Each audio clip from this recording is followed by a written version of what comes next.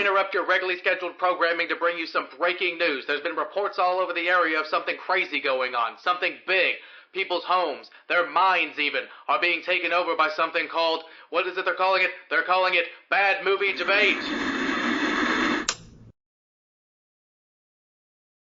What up, nerds? It's Jacob Babb with Bad Movie Debate, and we are here to do a very special review episode. I don't think we're gonna be debating this one so much because I think we both pretty much agree it's a pretty dope movie. There's some concerns, but we'll get into that a little bit later, of course. But with me, I have my boy Jonathan from the Pumpkinhead episode. Say What's what going up. on? Hey, what's up, people? We were both very excited for this movie, Longlegs. That's what we're going to be kind of reviewing, co-reviewing, and stuff. And I don't know about you, man, but I had so many people at work asking me when I was going to go see it and stuff. And I was like, I can't see it till Sunday. So if you see it before me, don't fucking talk to me about it. I don't want to know a goddamn thing. I want to go in blind. And I had a couple buddies who were texting me and messaging me about it because they saw it Friday and they were like, you saw it, right? It's so good, right? What do you think? And I was like, shut up, I'll tell you on Sunday. I'll message you back about it on Sunday. I want to go in as blind as I possibly can. Oh yeah. You were super hype and had you saw opening night as soon as possible, right? Yeah, I mean exactly. I saw it first showtime that was at my theater, which was a 7 p.m. showing Thursday night. I like going to opening nights because generally it's all full, and it was a sold out. It's sold out. Maybe there was a couple seats, but it was there was 2 of the showings later in the evening that were totally sold out. But it was right. We get there first to avoid spoilers and stuff because even though it's 4 days later where we're recording this, and there's still surprisingly the audience is holding back so much. Oh yeah, people are being really good. Yeah, I was really surprised that somebody didn't I haven't a picture of Nick Cage, because that was a big part of the marketing, was not seeing his face until you see the movie and stuff. I'm surprised nobody just took a shitty picture on their phone and blasted it, and it just made the rounds on all the social media and stuff. I haven't seen it at all. I mean, not that I was looking for it, but you would expect something like this, with that being such a big part of the marketing, that that would come out. But I think people are really enjoyed this movie, and they're no, it really does work better when you don't know what the fuck this guy looks like, and then you see him and you're what the fuck is wrong with it? I would say, I guess the first thing to talk about is the best part of the movie, in my opinion, which was Nick Cage. It just 100%. Everything about him, his acting, and the way his character looked. So we'll just jump right into the Nick Cage talk. I mean, there's the lead up to it though that I didn't really answer your question super well. You're asking me about how hyped I was about it. Yeah. My bad. Go ahead. No, you're good. I totally went over it because there's so much to unpack with this movie. And that's what I loved about it, because during the early stages where it was just I knew nothing about it until the poster was released and said, this is the next film coming, and you're like, what the heck is this? This looks wild. All right, Neon. You're all right, Neon, let's do this. Yeah. And Neon's been coming up so much, and they've been just kind of killing it. They're the new A24 basically. A quick sidebar, all the Neon trailers I've seen that were in front of this movie and other movies I've seen, they all look amazing. Every single Neon movie that's coming out soon looks incredible, and I can't wait to see it. But continue. No, 100%. And that was the thing that got me so hyped about this one, was the marketing of it from Neon, because the trailer was amazing. That first trailer, the teaser was pretty intriguing, but then the full trailer, even at that point, was still incredibly mysterious and trying to figure out a lot of different things before seeing the movie. But then you just kind of go into it. And then the marketing alongside of that they did, I know they did the billboard stuff where it was a phone number and you could call it and you could hear Longlegs. Dude, when you fucking sent me that shit, I was like, what the fuck, dude? Oh, I'm gonna tell you. So I was up in Maine. We were getting breakfast, Austin and I. That was our quick trip, little honeymoon, and nice. We were up in Maine getting breakfast at this really weird, very Stephen King kind of place. It was a breakfast place that closed at 11. It was closing at 11 that day. It was usually open a little later, but for some reason it was closing earlier. But it was very Stephen King. It was in a shitty strip mall. Everything in the strip mall was closed except for the breakfast place, and everybody there was a local except for us.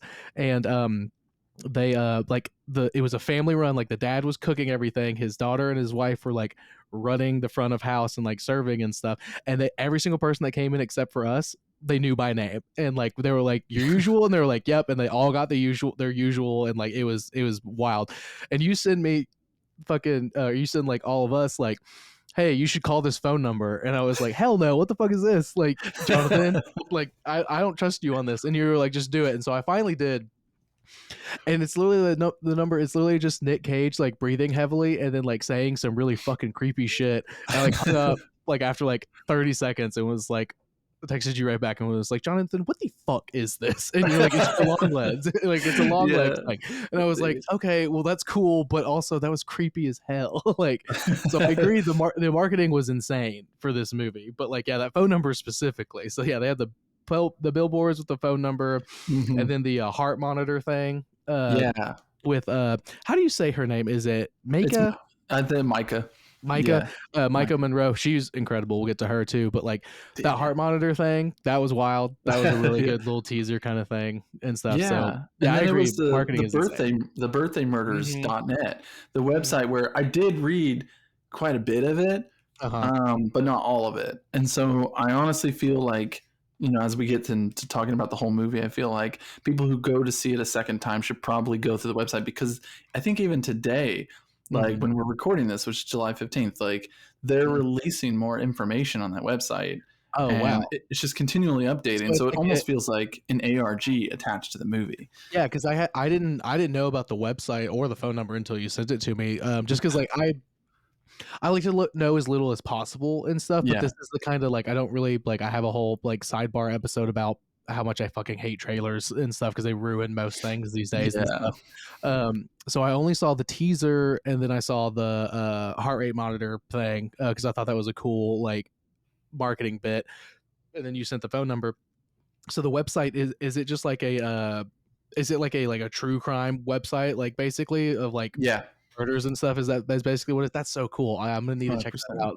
Because also I didn't know anything about like the 14th and stuff, and then like lo and behold, I'm coming out of the movie theater yesterday, and I was like, wait a minute, and I was like, oh my god, today's the 14th. Like I was like, girls died. I was like, oh my god, there's a murder. I was like, there was either a little girl was murdered either 6 days ago or is going to be murdered 6 days from now. So like, whatever.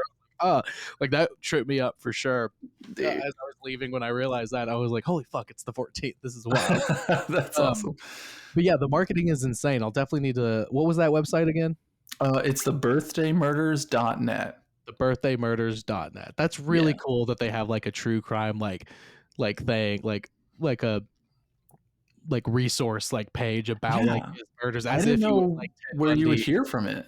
Like I had no idea. Like my friend told me about it, and he's just huge into that scene, like the horror film scene, more than I am. And so then he just like told me, he's like, "Yeah, check out this website." I'm like, "What the heck? You're like, what the hell is this?" Like, yeah, that's insane. Yeah, so the marketing for this movie is just absolutely incredible. So yeah, I was hyped for it just through word of mouth. For sure, just like hearing people like who had seen it, and like I have a coworker, she like watched all the trailers and stuff, but I guess she never came across the website or the phone number and everything, and you know, she was super hyped for it, and she saw it yesterday too. So I'll have to ask her when I see her tomorrow at work. Like, well, what'd you think? But because I think one of the things that we were most excited for is just about this movie before we get back to like Nick Cage and getting into like the pros and cons of the movie itself and stuff. I think we were mostly excited for at least one of the things I was super excited for, and she agreed. Was excited for a horror movie that didn't seem to be about grief as like the main like background and stuff. And like my opinion of that was like those movies can be really good. You know, The Babadook is like really good. You know, it's more like a postpartum depression kind of a thing, but like grief in there because of the husband and everything. And then Hereditary is obviously like super grief heavy and stuff like that. And like those two movies were amazing, but we did not need the next 6 years of horror movies to be about grief. You know what I mean? Exactly. Yeah. Like everybody I'm saying A24 too. A lot of like the stuff A24 was pushing out, like there was like obviously some other stuff that wasn't grief latent and stuff, but they were also putting grief forward kind of stuff. Like everybody was doing it, and it was like, man, like I get it. Like it's a strong emotion. Horror movies are very emotional. or at least some of my favorite ones are and stuff, but like let's do something a little different. And Longlegs I feel like is the first one I've seen in a while that wasn't specifically about grief as like the reason why Yeah. there's some supernatural or like fucked up weird thing going on, and everything like that. Like it just felt, I don't know, man. It just felt like, in my opinion, I think it's very Silence of the Lambs, you know, Yeah. Definitely. in a much darker and like more fucked up way, which is wild because Silence of the Lambs is pretty fucked up, like Yeah, exactly. pretty fucked up. But this one was much, the tone of this one was much more horror than thriller, I Yeah. would say, and so and that added an extra little something for me, because I you know I love horror movies, I love thriller movies, but like this like crime horror versus crime thriller, I thought was like having the needle a little bit more that way. I thought was really really dope. Yeah, for sure. No, I definitely, that was the thing, is like leading into the movie, like there were definitely like certain expectations put into place, but it simultaneously, because of the style of what was released in terms of like the trailer, any of the other like marketing aspects, it definitely had, it was intriguing because it looked so incredibly different at Yeah. the same time. And I mean, I think obviously the primary thing that lends to that is the cinematography. But then, yeah, I mean, there's so many deep elements to talk about this. I don't know if you have I forget if we have a spoiler free section versus non spoilers. You know, that's a good question. I feel like it's impossible to talk about it without being completely like, I don't think we can be spoiler free. Like I don't think that's, Yeah. I'm usually not in anything I do on this show, so I'm gonna go ahead and say spoilers ahead for once we super get into it and stuff. Yeah. Big time. Definitely can do spoilers because when I texted you right as I got out, you're like, I definitely like it, but I have some concerns with certain like elements of it and stuff, and I feel like we can't talk about those fully without spoiling some stuff. You know what I mean? 100%. So, Yeah. here's Major your spoilers. final warning. Spoilers ahead. If you haven't seen it, go see it because you need to see it because it's fucking amazing. Yeah. So see it before you hear this because it's better to not know anything before you go in. Like, for instance, and here we go, segue all the way back to what Nick Cage looks like. I'm sorry. I loved how your camera just like did the whole focus pull. It did a pull like when you went. Yeah, it's like That's awesome. it's a shitty little webcam and it like I love tries it. to like keep focus. So if I do any weird movements, it does weird for sure. Sorry. But hey, it's okay. It's good cinematography, man. You know, Dude, love it. it's good No. cinematography. So, But I think the first thing I want to say about Nick Cage is, in my wildest dreams, I don't think I ever would have imagined that that's what he would look like. Like obviously they were super big on like not showing what he looks like until you see him. They have the whole thing with Micah Monroe, like not seeing him until then, like the heart rate and like everything we were talking about. And I just I never thought that's what he was going to end up looking like. And like it makes sense why he looks like that. You know what I mean? Because of the whole doll thing. Like yeah. it's like he looks kind of like a porcelain doll and stuff like and everything. Yeah. And like it makes sense, but I was like, that is really fucking scary. I really do not like the way he looks right now. I don't want to look at him. Like he doesn't look Oh anything yeah. like Cage. He, No, like I think the makeup department did a phenomenal job because it oh, was like at certain other moments in the film you can't like his the makeup job kind of shifts depending on, I guess, like the time period. yes. Because then yeah, you can see like these pretty intense degradations like in the later half Oh in yeah. the real time of the movie versus like the flashbacks and stuff. Yeah. Because it starts because I guess the opening scene is so I guess what that would be like 20 years before because we're in the 90s. Yeah, I guess it's like 20s Like maybe. the current time is the 90s because you got Bill Clinton on the wall in the FBI thing. So like Yeah. Bill president, and I was like, this is older, but I can't tell if they're doing like a purposeful. You don't really know what time period it is thing. And I was like, she's using payphones a Mm-hmm. lot and stuff, and like and everything. And then as soon as they got into like her FBI like head, like the guy above her like leading person at the FBI, and I saw Bill Clinton big on the wall. I was like, that's the 90s. I was like, Okay, so we're in the 90s. That's where we are. I had to like remind myself. It's like, oh, no one's got a cell phone. Okay, Yeah, okay, I exactly. got That's you. what I was like, okay, that's why I was like, okay, I was like, the cars are all older and stuff. So like, I guess like in the flashbacks in the 70s, I guess it would be, since the whole thing with the first little girl at the beginning is like 20 years before, give or take, or something like that.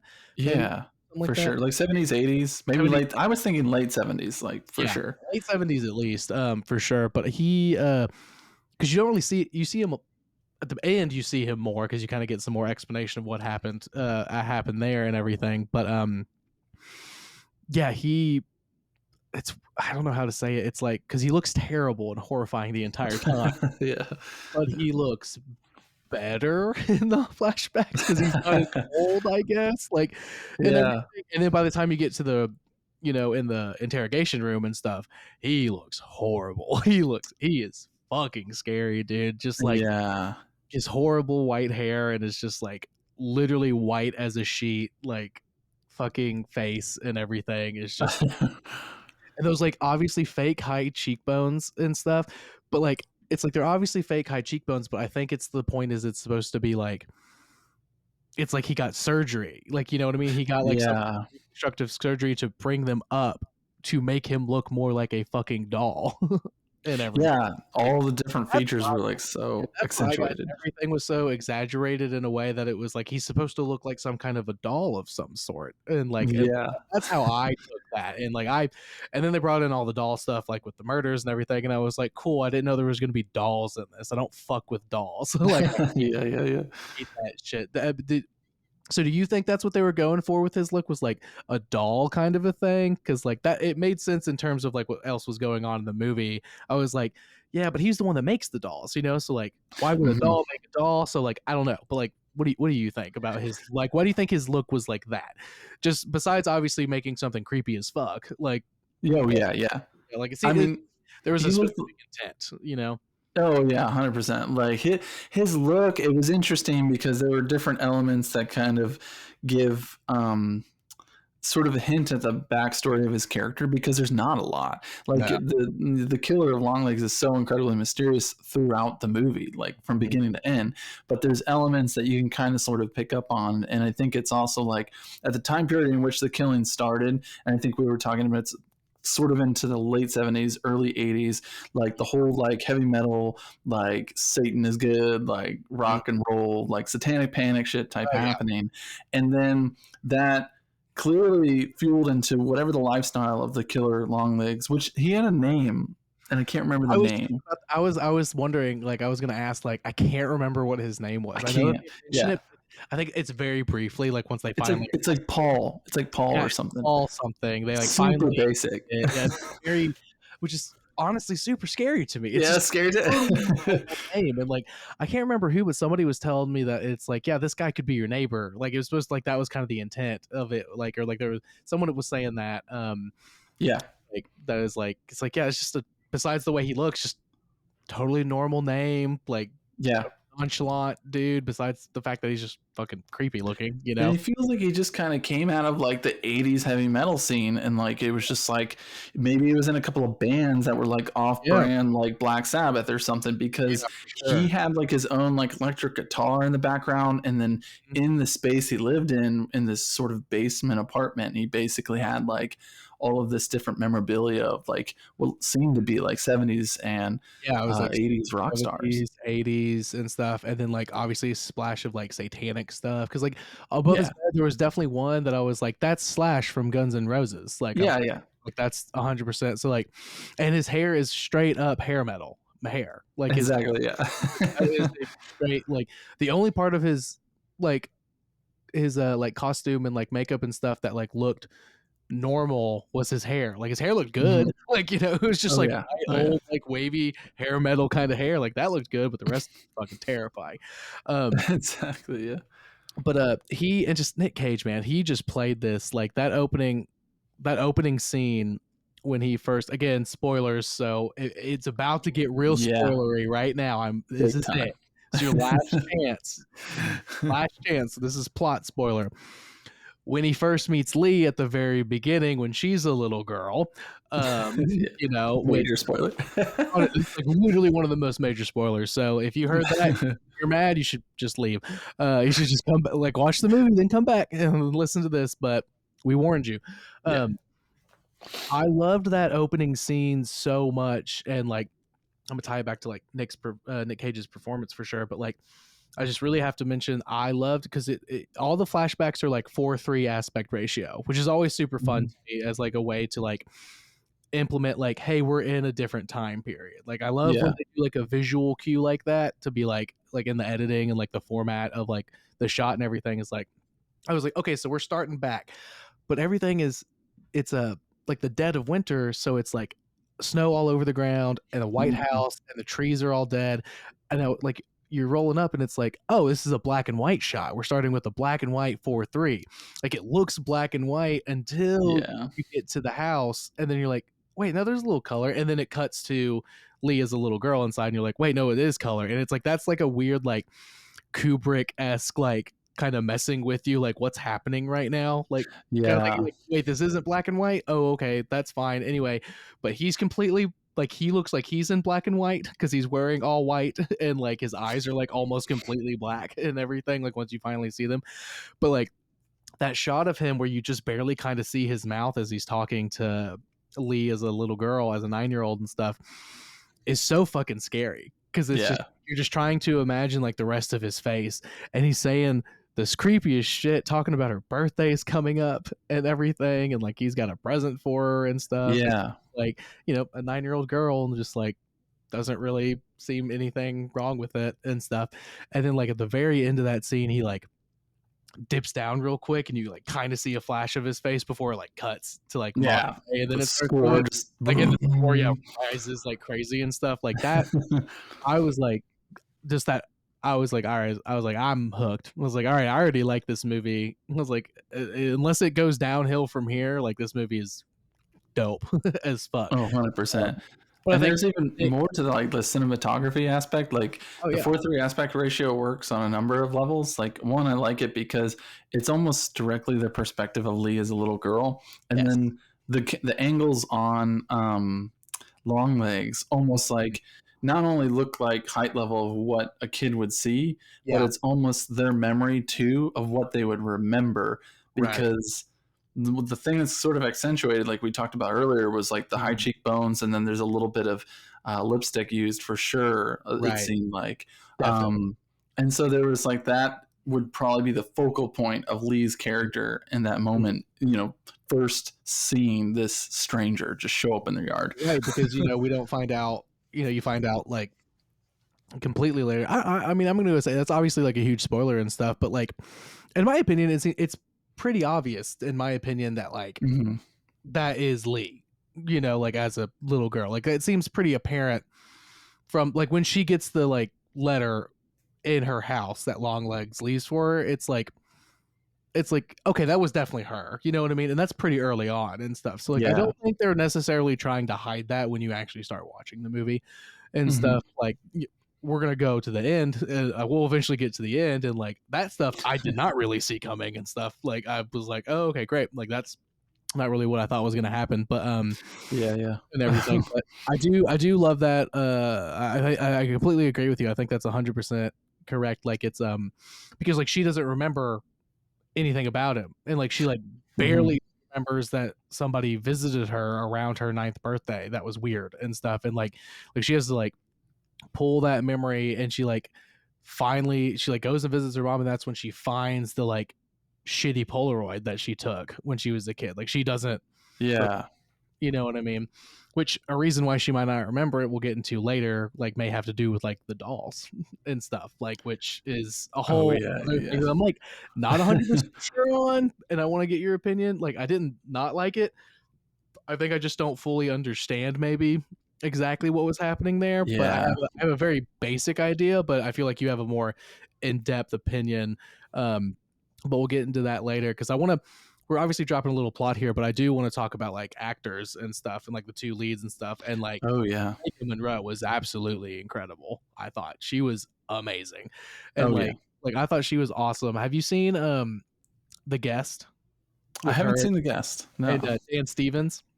No, I haven't seen Well, that. I didn't realize until like I was about to go into it that it was the same girl and stuff because her hair is completely different. Like she's Oh yeah. blonde in like other movies that like she's usually like blonde, like 'cause she's It Follows too, and she's blonde in that. Yeah. That's great.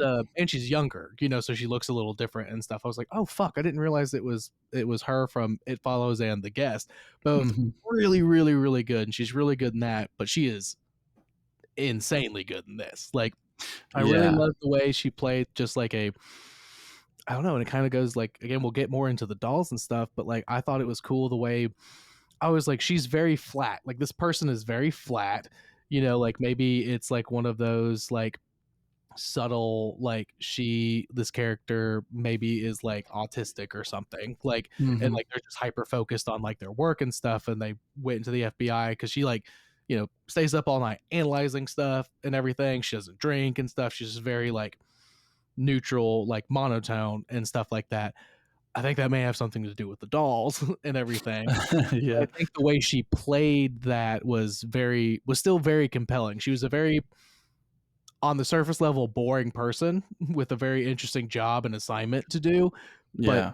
I was still very compelled and wanted to watch her figure stuff out and like figure out and like I didn't want her to get popped in the head or like killed by Longlegs, you know what I mean? Like I was very Yeah. There's interested a in her character succeeding and stuff. And I think that goes all to her, like her acting of the character and everything. Yeah, I mean, I definitely think, she had her work cut out for her as an actor because there is an element in which a movie like this highly depends on red herrings, and it felt like there were quite a few in this I movie. definitely went down some wrong rabbit holes while I was watching. Like Yeah, yeah. and went, whoops, nope, that's not right. And like was like, But okay, refocus. maybe not wrongly though, because there are like moments very early on, Hmm. and then as the movie progresses, you go like, "Oh, wait a minute, what the hell happened to that other thing?" Yeah, Like, and this is like, "Don't worry about I it." definitely had an idea in my head of like, oh shit, this is what's happening, and then like it got to the end, and I was like, that's fucking stupid. Like, no, there's no way. I was like, no, that was dumb. Like, whatever idea I had, Yeah. I don't remember exactly what that idea was, but I remember because then I was like focusing on what actually happened, so it like left my mind. But I was like, yeah, no, they got me with that. Like I can't remember Exactly. which one it was, but I was like, damn, I was hook, line, and sinker. I was like, yep, this is where this is going. And I didn't hate it. I No, liked that no. it actually happened. You know what I mean? Like Yeah. versus what I thought was gonna happen. I was like, this is actually better. Like than what it seemed like was gonna happen and stuff. So I do think they Yeah. did a really good job with that. And obviously a lot of that comes to the acting and stuff. Everybody else was really good too, but like obviously they were the two leads and like they were the best. Oh, yeah, for Because the sure. story was mostly about them. Because her like I don't know if he's like the captain of the FBI and wherever Yeah, he is and captain, stuff. supervisor. Yeah, Yeah. whoever Blair Underwood, yeah, Agent Carter. He, good lord, he was super good, especially He at was the super great. like especially at the end, like when shit like really starts going, you're like I was Mhm. like, oh no, like oh no, I'm It works so very well because, like, he's, like, really disarming, and that really, like, both seemingly, like, as an actor, but also, like, his role specifically as that character yeah seemed to work really well to, like, yeah be disarming because of Micah Monroe's character yeah of, oh, shoot, what's her name? Lee Harker. Lee Harker, yeah, Yeah. sorry. That Oh, you're she good. seems just to be riddled by fear like the entire time. And Oh sort yeah of like not and that was my question too, is like, is there like I questioned it too. It's like, is she a little bit on the spectrum or yeah is this like something else? Because then they introduce, very early on as she's in when we're in real time with her, hmm that they're currently working on what appears to be a different case. And yeah. she's matched up Initially, with a different partner. yes, my buddy was saying that. Shout out Kyle. He's been on the show a few times. Nice. He was saying that he really loved the first 15 minutes of it because, like, with like the opening scene, as we've already discussed, and then like they're starting on a different thing, and then she's just like knows that this is the house, and Mhm. like.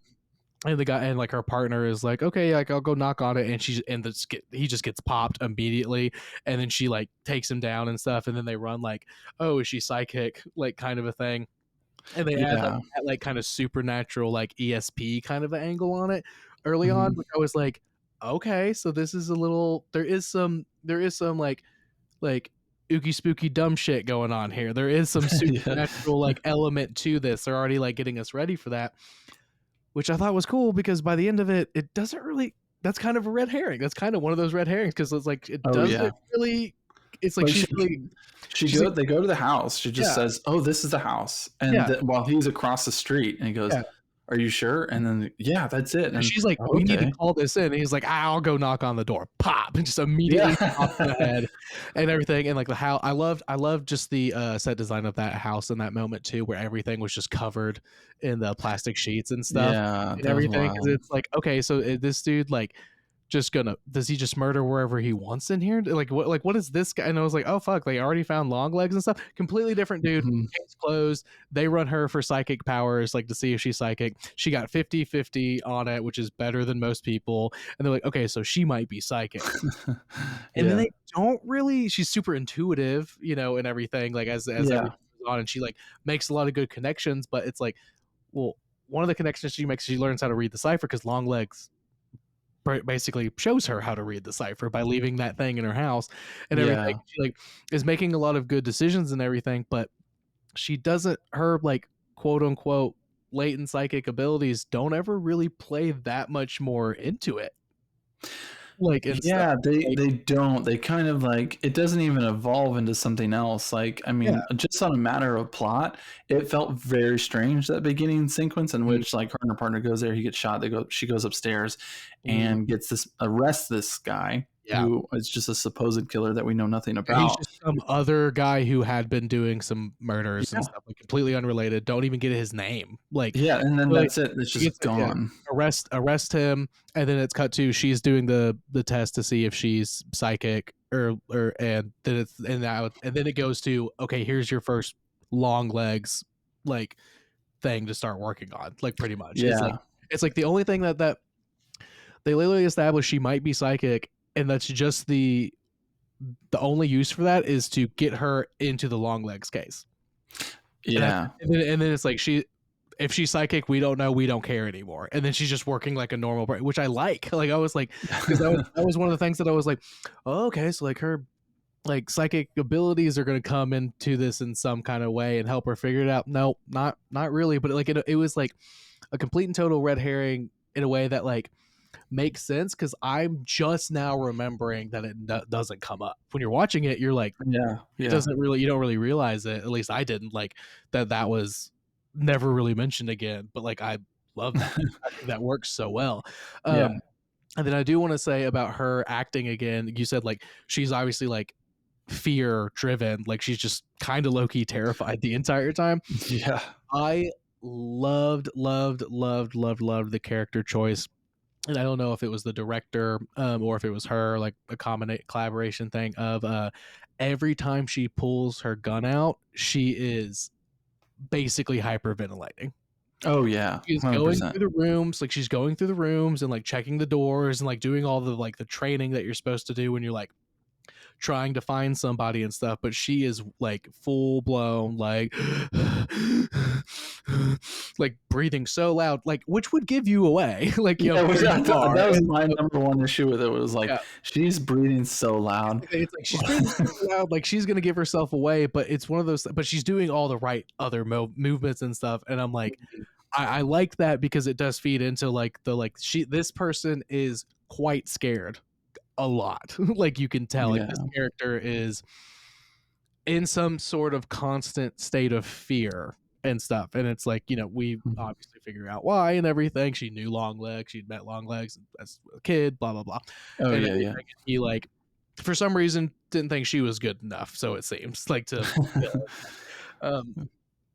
But yeah, and it's just like also I'm just now like Blair Underwood. That's Blair Underwood. Like Blair Underwood was in this Yeah. movie. It's Like that's so like I read his name so nonchalantly and I was like, wait, that like the Blair Underwood? Like which is Yeah. crazy too, because like he was like a 90s like idol, right? Like wasn't he like super big on TV in the 90s? Wasn't I'm that like pretty his kind sure. of thing? Yeah. Like so That's what's so weird. that's so funny to me that it's like, yeah, this is definitely set in the 90s because Blair Underwood is here, but also he's old now. Like I he was mean, like that's like Nicolas Cage is like he's a '90s rock star for the film industry. So it's just exactly. Like it's you know, so weird. It's so weird. All those little, again, that's very like Kubrick-esque, like in The Shining, you know, where like, oh, we're in the middle of the hotel having this meeting, but there's a giant bright window with the sun coming in. It's like, well, that doesn't make sense architecturally. Like, why would that can't happen? Like, it's like a lot of little like nuggets of like, why am I feeling weird right now, kind of stuff. And I feel like yeah. I feel like that like really those little things kind of add to it. Wow, that's just crazy. Fucking Blair Underwood is in this movie, and he's so good. Uh, Yeah. so I don't know. So let's get into overall plot at this point. Okay. What's something that, again, we'd already kind of said you had some issues, you said, with some story stuff and some directorial like decisions and stuff.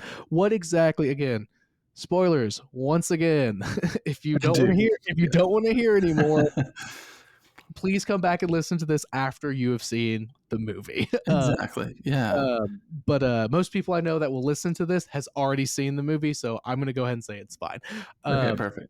What do you? So feel free to say whatever you need to do. Say Yeah. whatever you need to say to illustrate what you're going for here. Yeah, yeah. What were your like story and director decision like issues or like concerns or whatever? Yeah, I think it's like it's really about like the setup of the plot is like so interesting because as it progresses she gets in the Longlegs case. Right. Her and the and Blair Underwood as her supervisor and another FBI agent, they basically go to the homes of these other crime scenes Right. that Yeah. are supposedly connected murders to everything that's been going Right, on. because it's like the only reason that they're connected is because there's a letter from Longlegs, but there's no DNA Mhm. evidence except for the people that were supposed to be in the house, and it seems Yeah. like the father is the one that killed everybody for whatever reason. So they're like, so he's making them kill people, but he's not there at the time. Yeah, I mean that's like one of the bigger elements that more so doesn't have to do. It's not so much plotty as like what you were kind of hinting toward too. Is a directorial decision. Is like what kind of sandbox are we playing in? Like Right. because are you deciding that because this is where a lot of people were making comparisons to Silence of the Lambs, which obviously there's a lot of the tropes. I think where Yeah, it's a like lot of tropes in the '90s yeah, setting and stuff, and like a 90s setting, strong female like lead as a FBI agent, agent. Like, yeah, yeah, for sure. and It's then hard not to make the comparison for sure. 100%. And it's a serial killer tracking it down, and there's Creepy. this yeah, and then it's almost like, because in the Silence of the Lambs, for those who don't know, like, there's sort of a personal connection that develops Mhm, between the female lead FBI agent and the serial killer, mhm. played by Anthony Hopkins, that they grow into a relationship of understanding. Right. And so instead of this is sort of the flip side where they already know each other, but it's also it's like a reconnection. Yeah, exactly. Um, but it's like alongside some of the red herrings that sort of red herrings are great, and I understand why they have to be there in order to keep the mystery alive throughout the entire 100%, film. yeah.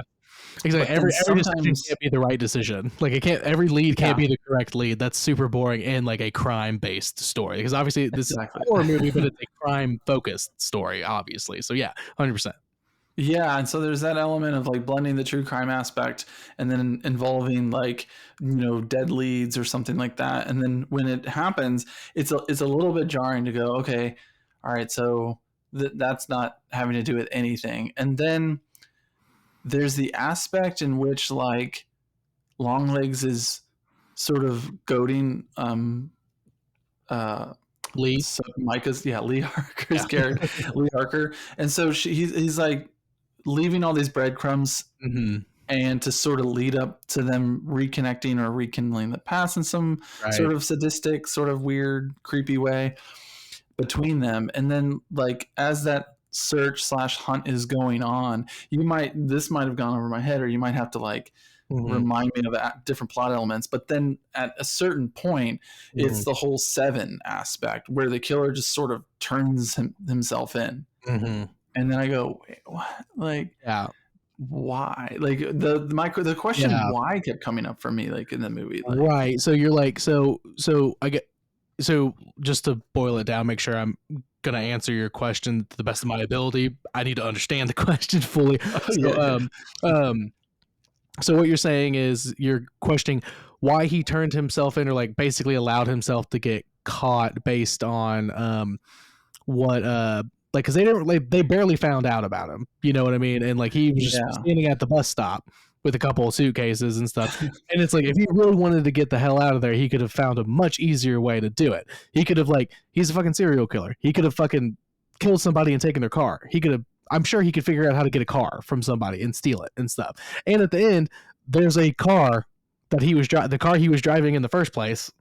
yes, He knows like where that is, and I'm sure it still works. You know what I mean? So why is yeah. he sitting there waiting? Like, is that what you're getting at? It's like, why did he let himself get caught in this moment?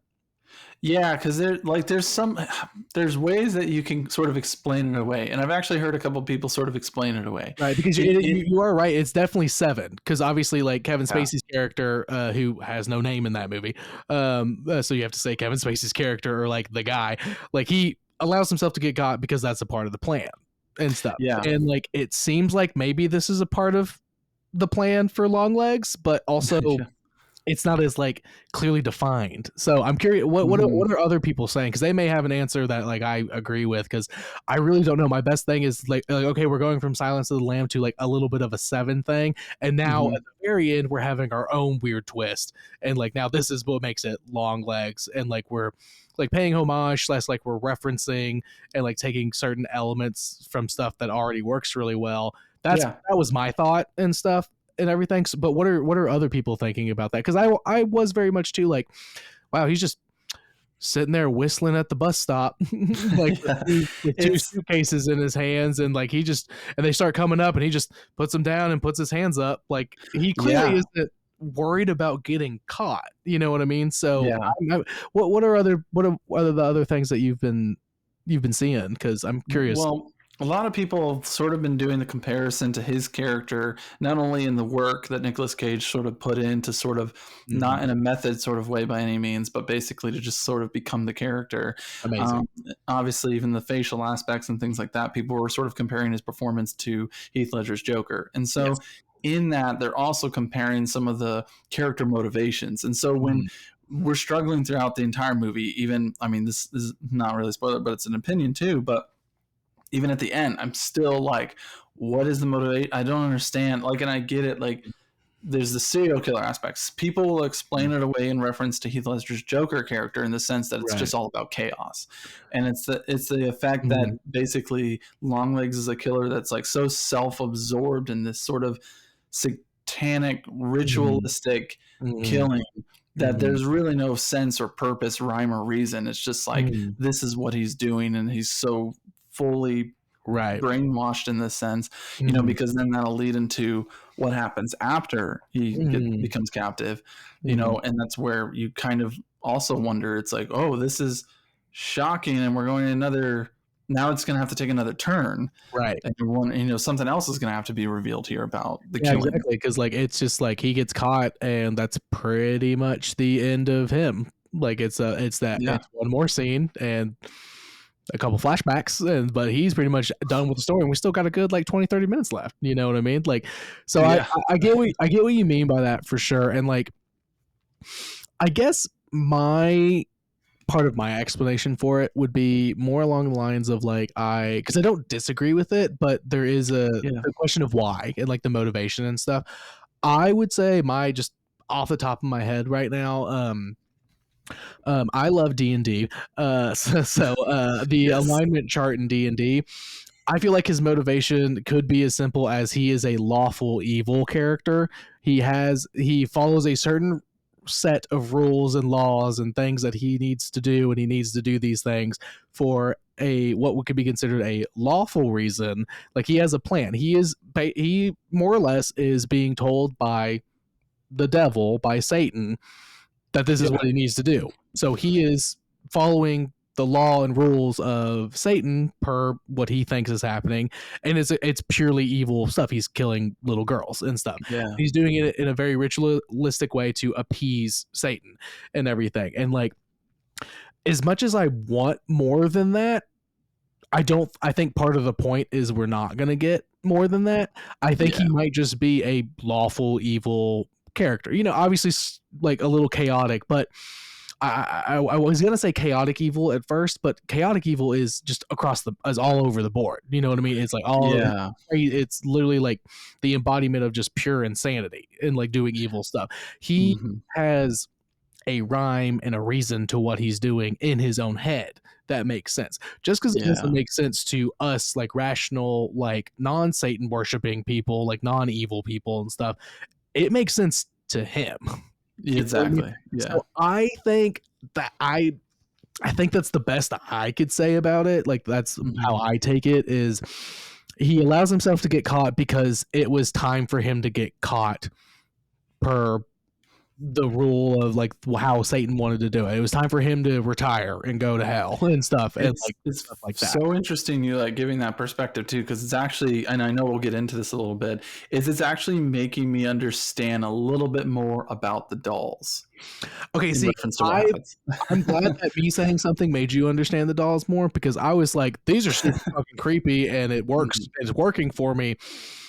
But like the little brain thing, the little brain ball, and then like when we'll get to it in a second, but like I guess that's super Lynchian, by the way. Super. See, that's Lynchian. What I was thinking. I was like, oh, okay, so now we're doing a little Lynch too. Like, okay, like let's do it. Okay, we can get into some Lynch. Like, that's fine. Like, we got a little bit of Kubrick going on behind the scenes. We got fucking Seven, David Fincher going on. Now we're gonna splash some Kubrick or like, some fucking Lynch in here. Yeah, dude. All right, that's probably why I like this movie so much, because there's all like my favorite directors and like favorite like movies in this like specific genre and like subgenre even are all from like they like reference or like do stuff similar to them and stuff. But I don't know. I would say my best guess is he's just a lawful evil character. He is following rules and laws according to Satan, and that's what it is, and that's why he's evil, so he's doing what he's supposed to do and what is right in his evil fucked up view and stuff. And getting caught was a Seven-esque plan of like getting caught so he could reunite with Lee again and talk to her one more time. Yeah. Before he, spoiler alert, smashes his fucking face on the fucking table and kills himself right in front of her. And following that major spoiler, yeah, it's just like insane. Like that's obviously a major spoiler of the movie, but it's also like it's inherent for us to being able to kind of break this down to even just like remotely get around anything logically about the movie. It's like when that happens, and this is going back to like your perspective about his character and the whole aspect of like, you know, what's his purpose and motivation, all this kind of stuff. And then it goes back to like sort of the character design, like of what he's sort of done to himself to kind of make himself more like a porcelain doll almost. Yeah. And so the dolls are like this major factor, and we can get more into that. But him, and this may help as we get into the doll conversation, but he does this. This is where the movie kind of breaks, because it is a moment that puts the audience and the characters into a new world, because you have the killer is caught, and now we're trying to understand the why a little bit more. And then as he's talking, what you are expecting is sort of some rhyme or reason or expectation, but in reality all he's just putting out is like, you know, I miss you, this meant so much to me. It's all these deep sort of convoluted emotions, and then he goes right into just like his like insanity, where he kind of just like goes down that rabbit trail and he just can't find his way back, and then at the end it's just hail Satan. Just boom. Exactly. I think that's a part of it too, is he like, I feel like, I don't know, like this is super weird like thing, but like I just feel like when he smashes his face in and stuff, it's like he was like letting, I don't know, he kind of, just off the top of my head, kind of a weird thing, but feels right in the moment, so I'll get your opinion. So it's like he makes himself look like a doll. He uses dolls to do his murder stuff, and again we'll get into the actual making of the dolls and like the little brain ball and stuff here in a minute. But it's like, did he make himself a doll because he is a tool of Satan and stuff? And like he would, when he would do certain things, was he letting like in his mind, you know, because it's not really, I don't know, it's there is some supernatural elements going on in the movie and stuff, which again with the dolls and like the super Lynchian part, like there's something ethereal and extra worldly going on without a doubt, in my opinion. Like there's no way there's not, you know. And there's one specific shot that tells me there's something going on, which we'll get to in a second. There's literally one like half a second shot that I'm like, the paranormal or like supernatural or something weird is definitely happening because of this. Like he's a conduit of Satan, it seems like, and he's like a doll, like, you know, like, oh, dolls like get possessed by ghosts and stuff, like you have Annabelle and stuff based on a true story and stuff. He's like, so I'm gonna look more like a doll so I can be like controlled by Satan and be like his little puppet and stuff. Yeah. I think it's interesting what you say. It's like he goes down that rabbit hole of like insanity at the end and like smashes his face in and stuff. I feel like, you know, that could be, you know, Satan, you know, always like pulls tricks on people when he like makes deals with them and stuff and everything. And he's like, he like lets him, he like taps into him again real quick. And it's like, okay, tell her all this. And Longlegs is like, yeah, hell yeah. Like, this is great. All right, now what? And he's like, and now I'll see you down here. And he's like this is a conversation happening in his mind. He's like, wait, what do you mean I'll see you down? He's like, mash, you know what I mean? Like he's like, all right, you're done. Like I feel like it could have been like Satan's like, okay, you've done what I wanted you to do to make this whole fucked up situation happen, so you are taken off of the board. Like that's off the dome, just a thought right now I just had, because of like, why does he look like a doll besides the fact that he makes dolls? And it's like, does he see himself as a doll or a puppet of Satan because he is lawfully, evilly following this path that Satan has laid out before him? I don't know. There's a lot of I mean, again, I'm just trying to find the motivation for why and stuff to like back up. Like I'm still I feel like I'm still trying to answer your question of like, why is he like this? Like why and stuff. But there's references on the birthday party murders website actually that actually have excerpts from a book called The Golden Bow, which is like dealing particularly in magic, black magic, but also primarily like with ritualistic magic, and it's all like about the focus of sort of manifesting certain things, elements of being and self, and it ties into things like sort of like ventriloquism and things like that. So it's for sure. So I think there's elements like obviously you wouldn't be able to necessarily get that connection without going to the website versus like what do we just see on the movie, and like you're saying like smashing his face is like something that then ties into the other element that's sort of added in fairly early in a way where at first it doesn't like even the trailers and then the first half of the movie, you think it's a demonic spirit. At least I did. Like this, like it definitely felt like he calls himself Longlegs because that's like one of the like people who work like, or one of like the like kind of like a hereditary thing, like a Paimon like kind of thing. Like it definitely felt like that going into the movie with what we knew so far with the trailers and stuff. I completely agree. And I was like, Longlegs is like a Paimon, and that's why he calls himself that, because he is the physical representation in the like on our plane of existence, like Longlegs, the like general of Satan or whatever and stuff like that. So I completely agree with that. That's definitely what it felt like. And like maybe that's what he thought he was, and like maybe that is what he was going for. Like maybe he like dubbed himself the name Longlegs as like a new general of Satan, because like magic, like real world magic, like with a K, not like card trick magic with the C, like little sleight of hand like stuff. Magic with a K, like so like Wicca, Druidry, like anything like that, is it all boils down to like perception plus ritual equals reality. So if you perceive the world to be a certain way and you do certain rituals, you can kind of like the Matrix, like you can change the world around you if you adhere to those things. So like he was definitely doing some kind of magic. And like again, it's like, well, whether it's real or not, we don't really know. I think it is, because of this certain shot that we're going to talk about in a second that relates to dolls, so we can finally have that conversation, because I'm still a little like I know it's a part of the ritual, but like how, yeah. like and stuff. Like maybe there isn't a definitive answer, but I want to hear your thoughts on it. But so like he's definitely doing some kind of a ritualistic thing that he somehow he got the perception that Satan is real and I need to work for him. This is the ritual he wants me to do so I can work for him. So this is why I'm doing it. It's lawful evil and everything like that. So that's really interesting that on the website there is a specific book that talks about ritualistic magic, because it's literally all about manifestation. It's like, well, like you perceive the world this way, you want something, you perceive the world this way, you do a ritual to it, that will help push you towards the goal that you want. His goal is obviously inherently evil and bad, not good. He's killing fucking people. Manifest that idea. Exactly. Physically manifesting it by thinking about it and perceiving things in that way and thinking about it in that way, but then also physically doing something to make it happen. You know, most people burn candles and say a little spell and like do stuff like that, burn some incense. Like that's, you know, what most people do. He murdered young girls and replaced them with dolls and stuff with little weird brain balls and stuff like that. For an evil technically, but like, I mean, technically, I don't think he actually killed anyone. Like, and then that's the whole aspect of the investigation is they were just like, you know, they're questioning back and forth is like, so wait a minute, like he's not the killer.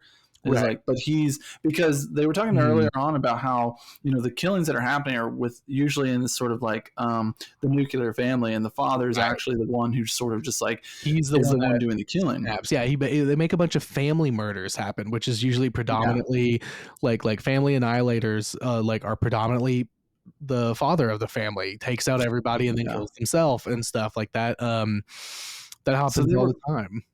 Yeah, and they were just sort of questioning, like, so how is this working? Because that was probably, there was a major reason, because he probably was basically at none of the crime scenes up until a point where he was able to give the letter.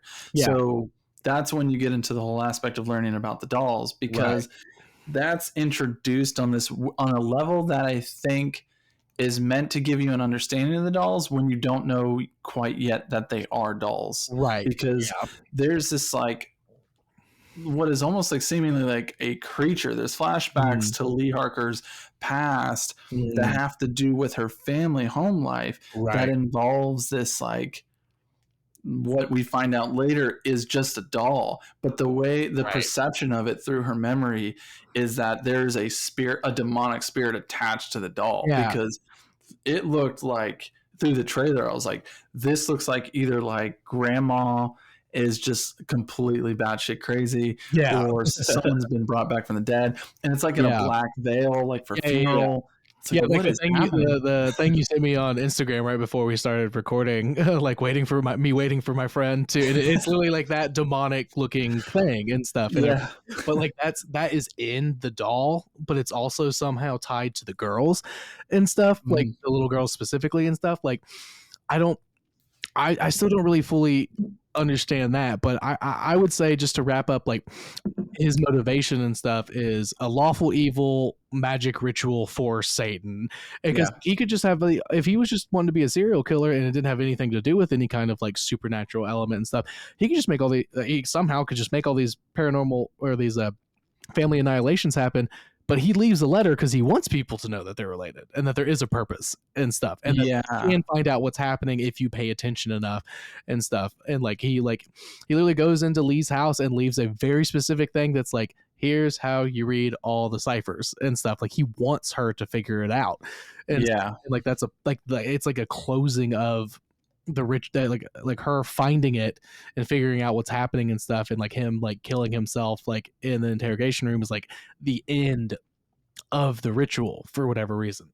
It definitely, it all comes to fruition at that point.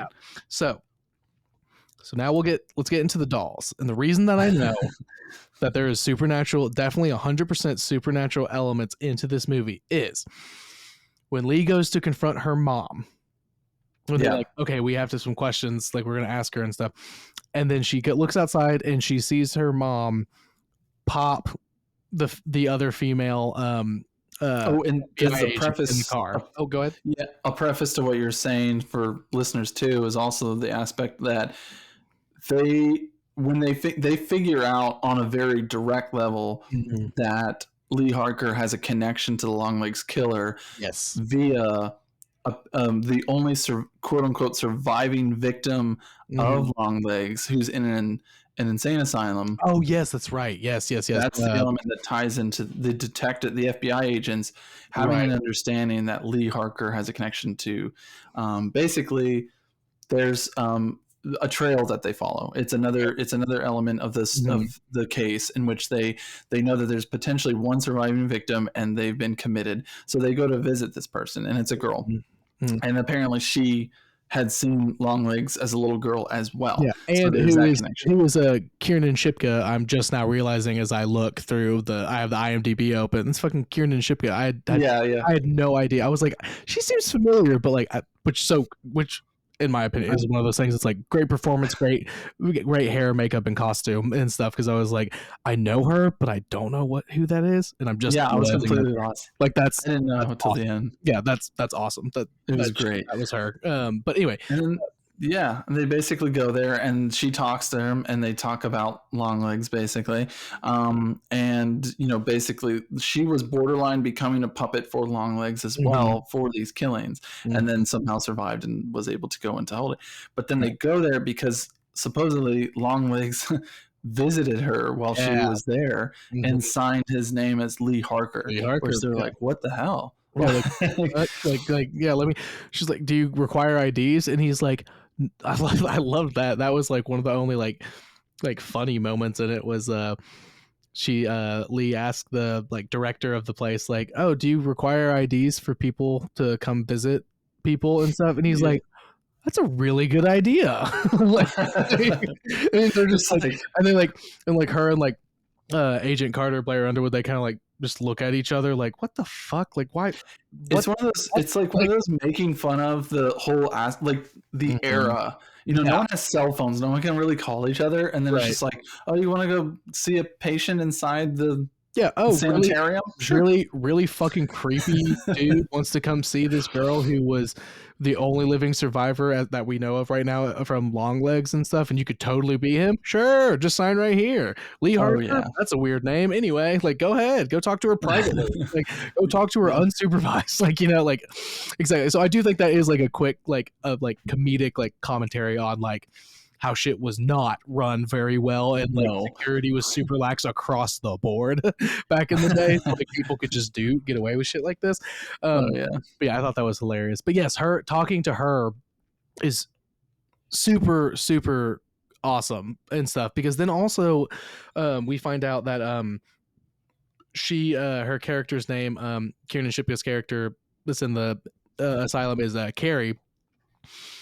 Because they know that something is coming up on the 14th and stuff, like a kill. Like, they're like, oh, like a kill should be coming soon based on like the pattern of the upside down triangle and everything. And then they go to her childhood home where the barn is, and they find the doll of her, and the guy dissects it, and he's like, oh, also this brain, like, like he says, like the doctor, like, he's like, oh yeah, this is weird, and he like puts it up to it, and it like makes a bunch of weird noises and stuff, and then he's like, could have sworn it was saying like my ex-wife's name or something the other day, but I've been working long hours. Like a really off the cuff, like super quick comment about it. He's like, yeah, I was definitely hearing specific stuff related to me when listening to this, but I'm probably just overworked and tired right now. Haha. Anyway, it's like, okay, hold on. What? I was like, no follow up questions about that. You're not going to be like, what do you mean? like, you know what I mean? They completely blow past it.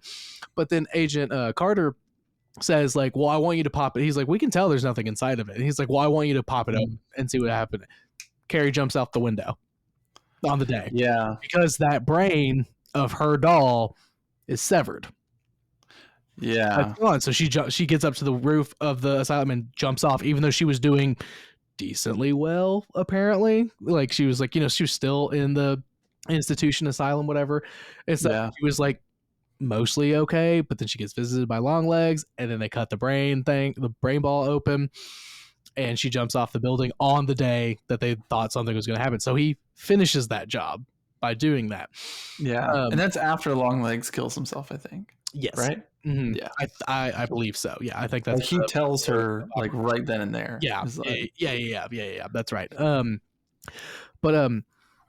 So then she goes so here she sees her mom in like a nun outfit, kill the other FBI agent who also looks like a porcelain doll because she has very high cheekbones and stuff, and like and everything. She like the actress like kind of looks like a porcelain doll in herself, which I thought was like also kind of like, is this on purpose, like kind of a thing? Yeah. Like I don't know, like I was wondering why they went back, because this is just probably me forgetting.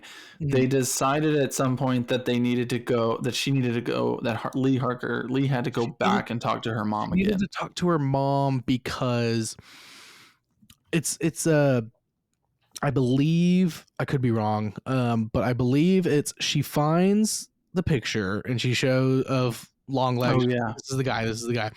And Agent Carter's like, okay, well, you need to go talk to your mom about this visitor, because he's like, your mom reported a creepy visitor coming in the night, or like at one time when you were a kid, when you were around your 9th birthday and stuff. Like, you should probably go talk to her about that if you're like, because Lee's like, she finds the Polaroid she took in her like childhood home in like that like trunk, and he's like, you want me to put a all points bulletin, like a APB for this guy, like you're that positive? And she's like, I'm 100% positive, like there's no way it's not, like look at this fucking guy, like of course it's him, like and then he's like, okay, you need to go back and talk to your mom again.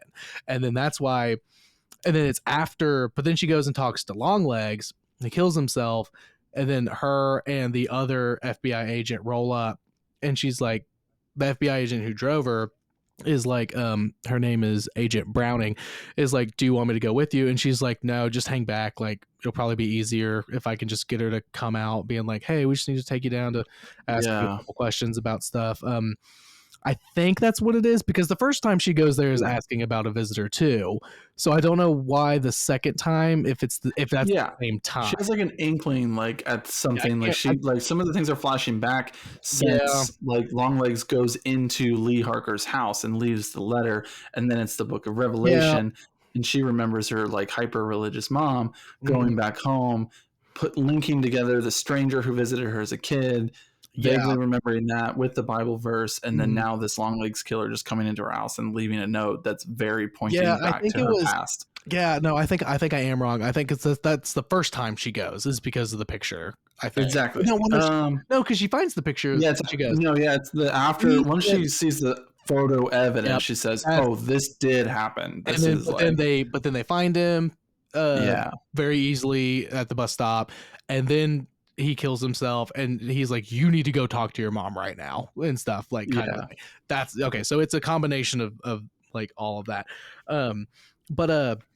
So she kills her, and she like goes out back, and she's like, oh, what the fuck, mom? Like, because it's like she almost goes downstairs because downstairs is open, which she couldn't get to. Yes, we have to talk about that. Why? Because that bothers me a lot. That bothers me a lot. Because like the first time she goes to the house, we're as an audience introduced to the house. The mom is basically a hoarder. She lives up by herself, and she's clearly not okay. Like she's some kind of not okay and stuff. She's like sitting at home watching like a 90s version of the 700 Club, just like dialed in to like worship mode. And then that's whatever it is, and it's obviously a contentious point in their mother-daughter relationship, and that's apparent how they kind of act with each other in the same room. And then but going back there, we're given this sort of like mystery room where it's attached to the kitchen. There's a room, and the door's locked, and there's multiple locks on it. I don't know how to get in there. Oh great. And then there's a set of keys. Oh maybe. And then she leaves, and then when she comes back after getting the photograph evidence and all of that, there's the point with the mother where she kind of just divulges the entire story, exactly what happened to Lee as a kid, with Longlegs first showing up, presenting the doll, and kind of basically, what do you call it? Like just manipulating the mother into just fully believing his whole. Well, yeah, she starts to go down there, but then she hears the gunshot. And so she goes to the window, and she sees her mom dressed in a nun outfit, and she's like, what the fuck? So she just abandons it. She doesn't go downstairs. She never goes down the stairs. So I have a question. She does go downstairs. When? We'll get I to don't it in a remember second. We'll get to it in a second. So what happens because is this bothers me. This bothers me a does, lot. does go downstairs because this is what happens. Oh, she does go downstairs. I remember this now. Let's put this way, she ends up downstairs. Yeah. She ends up downstairs because so she goes out in the back and her mom's there with the shotgun, and in front of her is Lee's doll. Yeah. And stuff. Yeah. And Yeah. she's like kind of talking to her mom, and like that's when she like kind of divulges some stuff, like all that stuff. And then she shoots the doll and it blows the head up and blows the brain ball out and like breaks the brain ball. And there's a very quick shot of Lee where a like ethereal black mist comes out behind her head, and then she like gets really loopy and faints. Yeah. And that is the moment that I'm like, okay, there is something super like maybe like so his ritual is real. Like this is a real thing that's happening and stuff. And then she wakes up in Longlegs' bed, which is in the basement, and that's the whole the man downstairs stuff. Exactly. He's the man downstairs. He talks about the man downstairs as Satan when he first meets her, and we finally get that like full conversation of when he first meets her and stuff. He's talking about the man downstairs to the mom. He's obviously talking about Satan, but then he becomes the man downstairs in their house at the same time. Because as we get flashbacks of when he's like, okay, I'm not going to kill your daughter if you do this for me, kind of thing. Mm-hmm. And so she goes representing a nun from the local church being like, oh, you've won a prize from the church. Here's a doll that looks exactly like your daughter and stuff. And then the doll makes the dad go crazy, and the dad kills everybody. And then she cleans, and then she like takes and like she plants the doll and leaves the Longlegs note. Like that's what the mom does to keep Lee alive and stuff. But there's a scene when he's making the doll for Carrie, that like super Silence of the Lambs-esque scene where it's in the basement and the doll is like, you see the doll looking in the mirror, and then he's like in its face, and like he goes to put the blanket over it. We see that scene again, but this time we see it long enough to where the mom comes downstairs in her nun outfit to like collect the doll and stuff. And then Lee goes up, and then Lee wakes up there and goes up out. And like it doesn't, I don't think it explicitly shows that, but I think that's what the intention is like, well, if the mom's coming downstairs to get the doll, like it's, and like Lee is upstairs like asleep as a kid or like whatever, like and stuff, like he was living in her basement the entire time making the dolls. And the mom was the one going out and delivering the dolls and everything like that. And the brain ball was actually somehow directly tied to the intended target of the girls and stuff. Exactly. Like and so that has to do with like what we were talking about earlier, I think a lot with the manifestation stuff, because one element of this movie we should definitely talk about that pops in a few times, a couple times much stronger than others, but there's imagery that apparently is in one of Osgood Perkins' previous films, The Black Coat's Daughter. I haven't seen it, but friends have told me about it. And it's the imagery of the Baphomet, which is the physical sort of representation of the demonic being of Satan. Oh, for sure. And so the Baphomet specifically is like this sort of like characteristic of the spiritual, sort of supernatural representation of Satan that manifests in a realm, versus like latching onto someone, which we could theorize that it latches on to Longlegs or Paul, like that, who was this guy and then who was already kind of prone to whatever, like attachment from Satan and all of that. And then that latched onto him. And then this whole aspect in which these little balls that it's talked about from the mother, I think, where she talks about, you know, the doll making process where he does put that sort of metal ball inside the heads of the dolls, is she mentions it's sort of voiceover where she says he basically put his essence into it. Right. And it's not so much Longlegs' essence because he's not even there when the dolls are in the house and those are the houses the murders take place in. It's almost like it's a ritual manifestation of this like physical thing that has latched to it, this demonic spirit that is then put into the home. Because like when we see when she talks about the Carey's family farm incident, the Camara family farm incident and stuff, like we see the little girl takes the doll out and she like moves it, like unveils the like doll from a thing, and instead of seeing the doll, we see that entity like sitting on the couch and like and stuff. We're just like, oh, what a nice, lovely little doll. But it's like, so yeah, it's like they're not allowing a doll. They're allowing it in because it's in disguise as like a doll, a life-size doll of whatever the little girl target is, and everything. And then obviously, like, there's some kind of a weird connection to that. Like the daughters have some kind of a like subconscious like attraction to the doll and like wanting to be with the doll and like play with the doll and stuff, because when we get to Agent Carter, when he comes over, or because Lee comes to her birthday party, which like it was so crazy to me that I didn't even like put that together. She was like, oh, do you want to come to my birthday party? And the mom's like, well, ask her. And she's like, yeah, I'll be there, like whatever. And it's like, wait, fuck, he's got a little girl and her birthday is coming up, and it's like about around the date on the 14th. Like, I was like, what the fuck? I was like, what the fuck? How did I not catch that? I was so mad at myself when they same. He's like, oh, Lee, like, thanks for coming over and stuff. We're about to open this present that the church gave us, and her mom's there with the doll and stuff and everything. And like the daughter is just like sitting next to the doll and just like playing with its hair and like so obsessed with it. And then Agent Carter is like, he's like, time to cut the cake. And she's like, oh, okay, we're gonna go cut the cake and then we'll be right back. And he goes, I'll be right back. Like, he's like, he goes in there and kills her and stuff. And like Lee is like trying to get the little girl to come, and she like pulls her away from the doll, and then the little girl like breaks free from her and goes right back to sitting next to the doll, even though you can hear the mom being murdered in the next room. Yeah, like, that was definitely an element that bothered me. That was like, kind Lee, of like, what's wrong with you? Yeah, like it's like, Lee, what are you doing? Just pop your mom.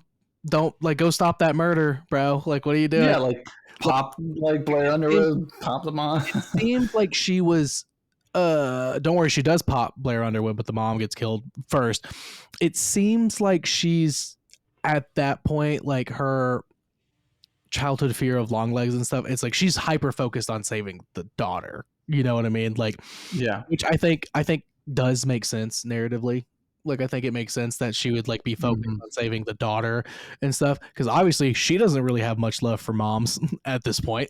Like, you know what I mean? Like, because her mom is sitting there letting it happen and stuff, and like, but that's also where we can kind of like, if we bounce back to like when she has Lee's doll and the mom shoots it, it's like, what is that? Like, and to me, it's like the parent, the mother is so far gone, but there's maybe a part of her that still wants to protect her daughter, and she sees shooting this doll as the only potential to do that. Does say something about like Longlegs is free now or something, and it's like, so like, so I guess it's kind of confusing to me now though, because it's like, so if Longlegs is free and she can shoot this doll and that will release Lee, this like potentiality of like killing herself or something, like what's her name, Carrie did, like, because he's still around and still has like a presence that can make these things still work. So he's gone, they get rid of that one. Why does the mom go through with the final Carter family like why does she keep doing it at that point?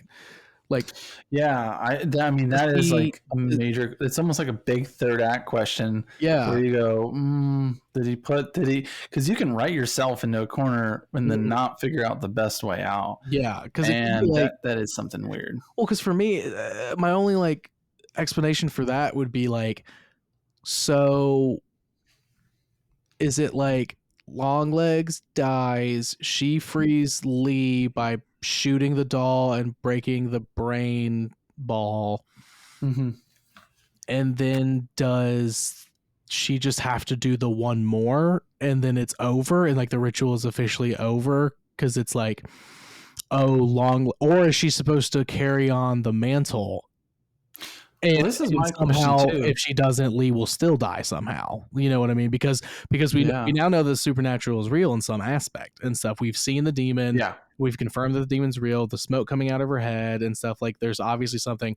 Like, is it like, okay, now she is in charge. Now like the mantle has been moved from Longlegs to the mom and stuff, because she obviously knows how to get in and out without leaving a trace and everything. Like Longlegs served his purpose. He's kind of old and they're on to him and stuff. Like, but now if maybe we could muddy up, like, Satan's master plans, like muddy up the waters by having it happen again and continue happening. But Longlegs is dead, so who's his accomplice and stuff? And it could be like a creating more chaos kind of a thing after the fact.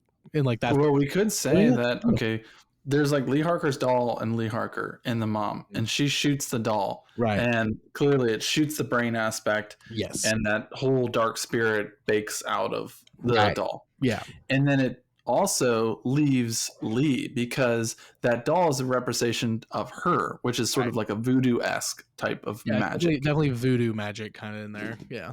And then with that, the spirit potentially at that point only had one other host to go to. Right. And it was the mom. Right. Like I remember there's like, okay, so when that one door that leads to the basement finally is open and unlocked, and Lee goes to it, and then she hears the gunshot. She opens the door, but she doesn't go down. And but as she turns and runs away, you see the Baphomet spirit right there in the doorway. Oh fuck! Really? I missed that. Yeah. Damn. Like my friend didn't see it there, and I mentioned it. I was literally just like, "Did you see it? Like in the doorway? Like it was standing right in the doorway." And I was like, it freaked me out because those things. Yeah. It's like Hereditary when you see the mom in the very left frame, like climbing the wall. Oh yeah, that shit is like that's terrifying.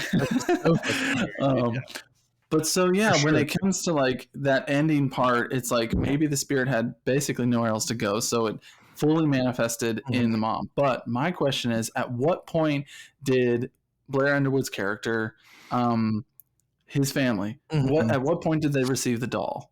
Did the mom bring the doll over there? I think what I got from it was the mom brings the doll over, and then she says she has to stay to make sure everything goes according to plan, and she's always covered in blood.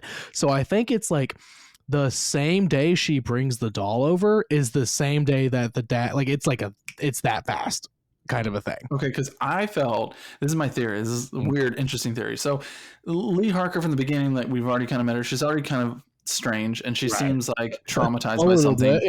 Yeah, and just a little scared. Hey, Lee Harker is traumatized? No. I would never be able to tell. After all she's experienced. Yeah, so we get that sense of her personality, but I feel like it's amplified the first time she meets Blair Underwood's character's daughter. Yes. And she goes into her bedroom. Yes. And I'm like, she's acting even weirder than normal. Like, more afraid. When he's like, oh, hey, you got to come meet my kid and my wife because you drove me home because I was drunk. Like, you have to. Like, that's, and he, like, she straight up's like, is that in order? And he's like, yes. And she's like, so my theory. Okay. Yeah. My theory is that the doll was already there and Lee sensed it.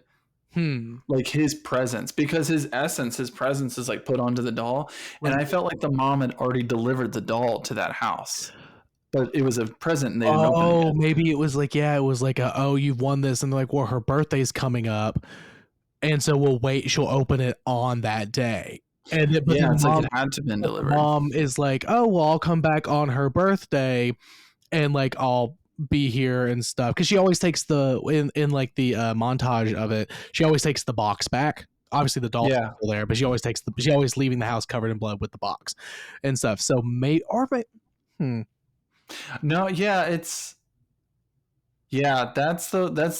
the weird stuff, is like when you're messing with time and you go back and these elements happen, it's like, well, wait a minute, that's always my thing, is like, where's everyone at a given time to see how elements are they working together? Is this actually making sense? I'm also trying to think, because in the montage it seems like she delivers the doll and like within 4 or 5 hours she's walking out of there with the box covered in blood, especially for the first one. I don't think she would have come back, you know what I mean, like to make sure it happened. And like, and also how would she know when it was going to be there? So I feel like for the first one she had to do that, but then she knew that they would wait to open it because her birthday was coming up and everything. Well, I guess all their birthdays were coming up and stuff, but do you think that montage element with her covered in blood was just in her mind's eye, but that she wasn't literally in real time when the murder took place? She wasn't actually there.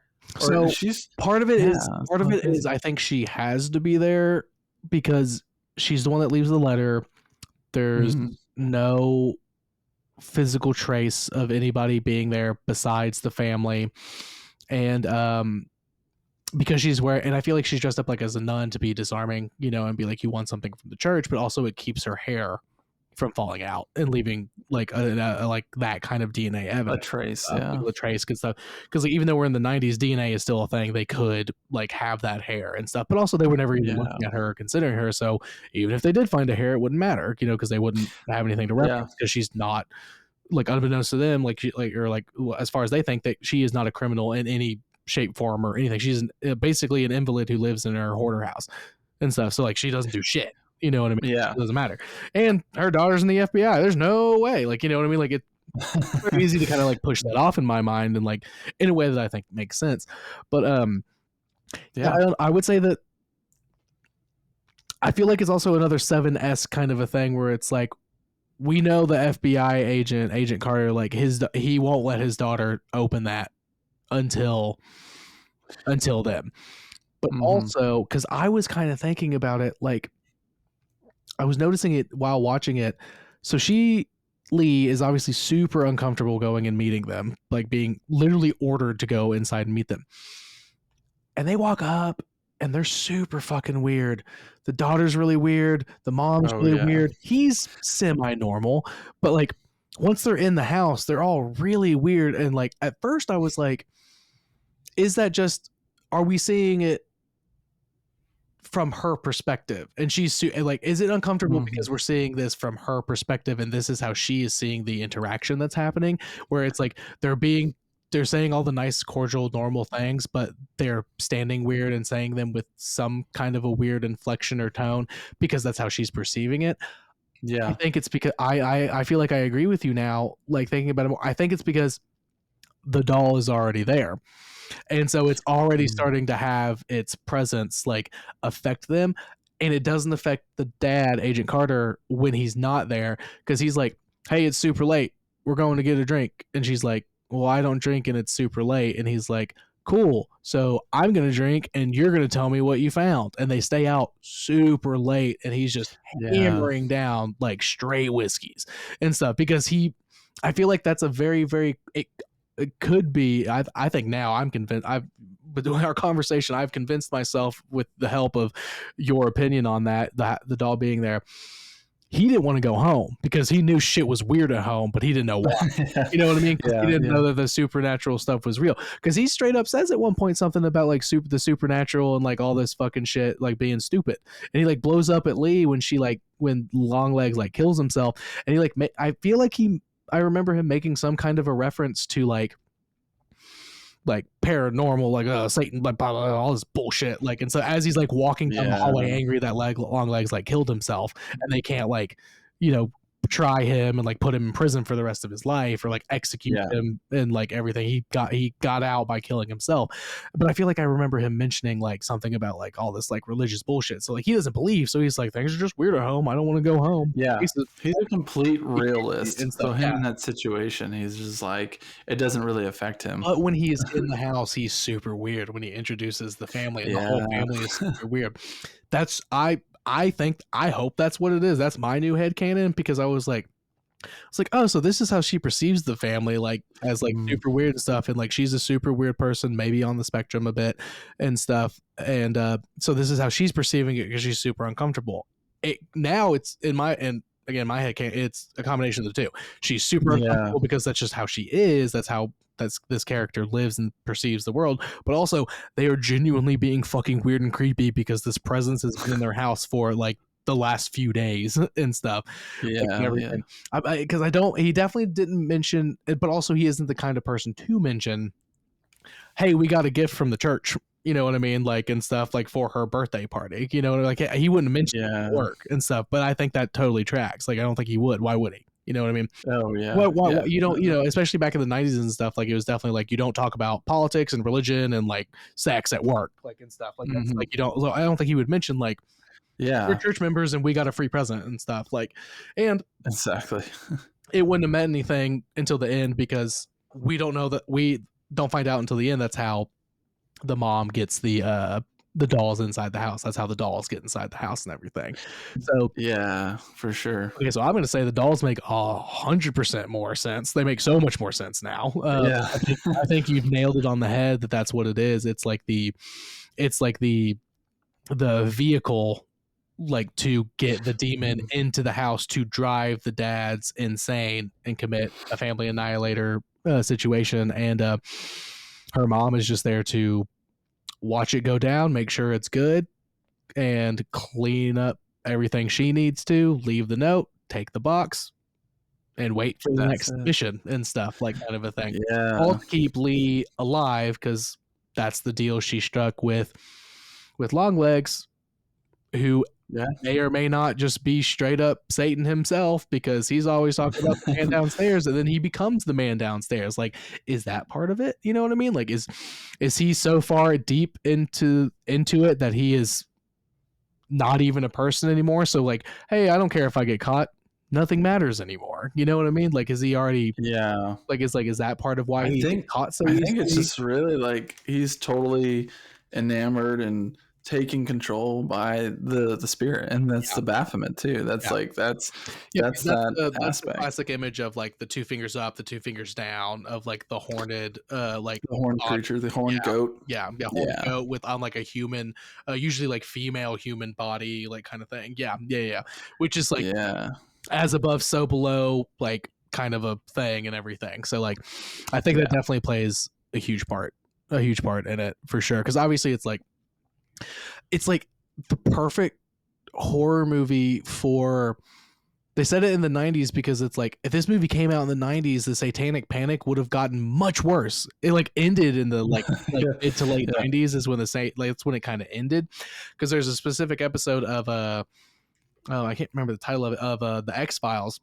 I don't remember the title of the episode, but there's like it's like a high school, and it's like the principal, the vice principal, and a couple of the teachers are doing satanic rituals to like. I know exactly which one you're talking about. And that came out. And so if that was like the second or third season, that would have come out in like 1993, 1994. And Scully specifically says, because Mulder, he's like, it's a satanic cult. That's what's happening. Like 100%. I have no evidence to prove it yet, but that's what's happening. And Scully's like, the FBI, we've run so many tests to disprove the Satanic Panic. Like so it was already on the downtrend and stuff. So like if this came out like in 1994, like when it took place and stuff, this would have revved that shit right back up, because this is a purely satanic panic. Like, the devil is real and people are scheming to kill innocent people for like no reason and stuff. Which is why I love that it's set in the 90s and stuff. Like, everything. It's like when you watch this movie, it's almost like as an audience member, you have to be a Mulder and a Scully to enjoy the movie in its entirety. 100%. It's like, because it's like, I know this isn't what Satanism actually is in the real world, but during Satanic Panic, this is what most people thought Satanism was, and this was the shit out of people back then. Dude, it would have completely horrified people. Understand that Satanism are just secularists. They're atheists that think everybody should be able to do whatever they want without harming other people, but they like to put a heavy metal twist on it and be like, yeah, Satan, like that's all that is and stuff. But in the 80s and 90s, oh no, that shit was real as fuck, and they were horrible. Well, that's the whole thing. Think about people like who have to market this movie, or they're part of the creation of this movie. They, it's just like where the Conjuring movies you hear are like Omen movies. They do have priests come to set to bless the set. There's a thing where it's like, okay, theoretically, if Neon decided, hey, part of our marketing thing, let's give out free dolls and take them to people's houses. It's like I would lose my goddamn mind, dude. I said briefly, you wouldn't touch it. You'd be like, no way. That's the idea that it could happen. I wouldn't touch the box. I would like open it and see that it was a doll that looked like me or like Austin or something, and I would call my buddy who has a shotgun. I'd be like, bring your shotgun here now. And he'd be like, why? And I'm like, just do it. and I would call the cops and be like, I'm about to shoot this creepy doll in the head that just got here. And they're going to be like, what? I'm like, just come here because somebody's going to call that there's a shot in my neighborhood. And I would be like, shoot this thing in the head. Like, just shoot it. Like, I use a fucking flamethrower on that shit. They'd be like, what the fuck just happened? And I would explain. And they'd be like, okay, you're kind of crazy. Don't shoot guns in your yard anymore. And I'd be like, I won't unless this happens again. But also, here's all, take the evidence of this box, but I had to shoot it first. take it away. Dude, and run tests on it, fingerprints and shit. Like, get it out of my mouth. Dude. Oh my god, if they did that, because that's what happened with the Manson murders. No, the clown. The remember the clown scare and like. Oh yeah. I didn't know that was a viral marketing campaign for some shitty horror movie. Well, I don't know. I haven't seen the movie, but some like indie horror movie about a clown. That, like, yeah, dude.